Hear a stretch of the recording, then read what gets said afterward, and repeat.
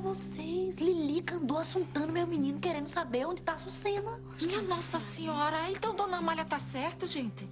Lilica tá aqui amando de Timóteo. Amanhã você se perde e descobre que eu tô aqui ainda à noite. Ele é capaz de atacar a Vila da Cruz com a jagunçada toda.